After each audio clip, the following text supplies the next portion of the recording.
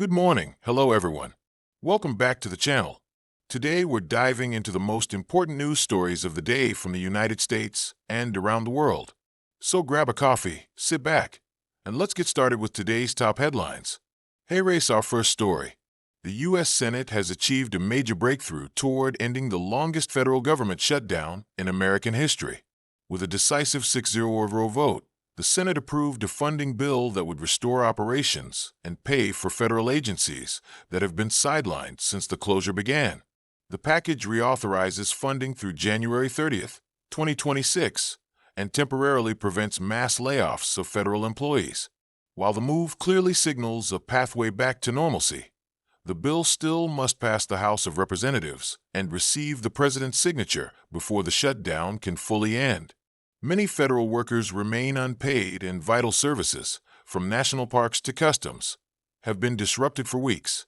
The transition to full reopening will likely take days, and uncertainty remains until every step is completed. That wraps up our first story. Now moving into our second headline. Global financial markets responded swiftly to the news of the Senate's vote. Equities in the U.S. and Europe ticked upward as investors interpreted the move as a positive sign for economic stability. Concurrently, the U.S. dollar weakened against major currencies, reflecting shifting investor sentiment.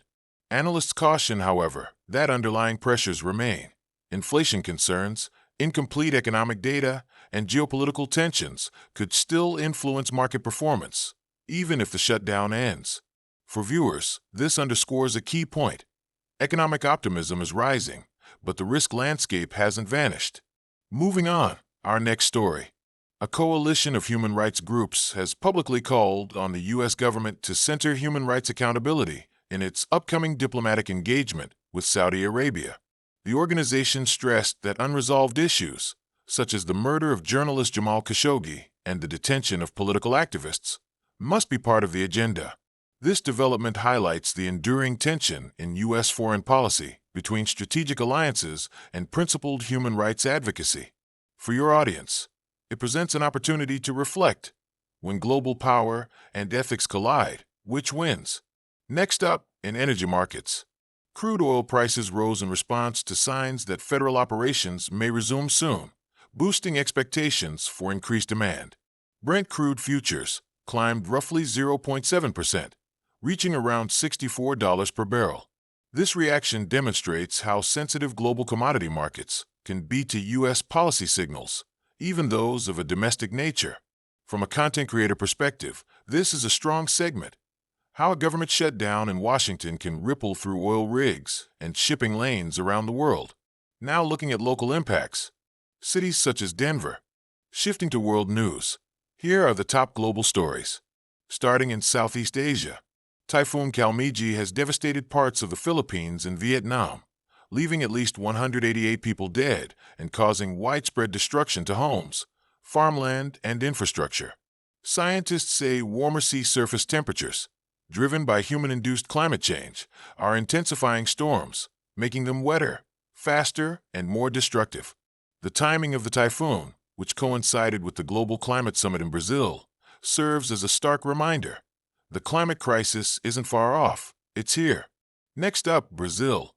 The COP30 Climate Summit opened in Belém under heightened scrutiny, as world leaders gathered to negotiate emissions targets, disaster response strategies, and funding commitments for vulnerable nations. With real-world disasters like Kalmiji unfolding, delegates are under pressure to move beyond pledges to action.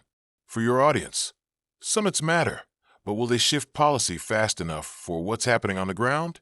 Moving on to the Philippines again. Officials are now bracing for another approaching storm, Typhoon Fenghuang, after the recent havoc of Kalmiji. More than 1 million people have been evacuated ahead of its landfall.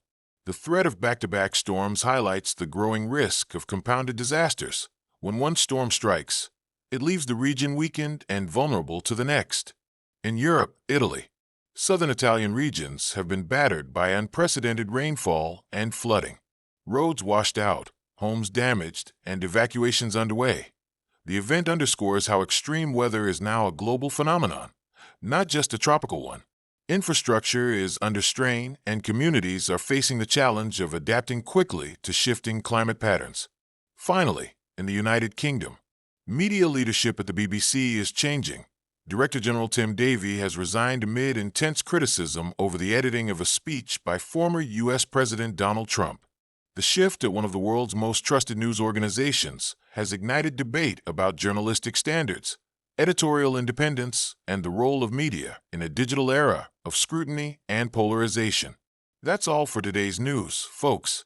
Stay informed, stay safe, and don't forget to like, subscribe, and hit the notification bell so you won't miss our next update. See you tomorrow for another round of important news.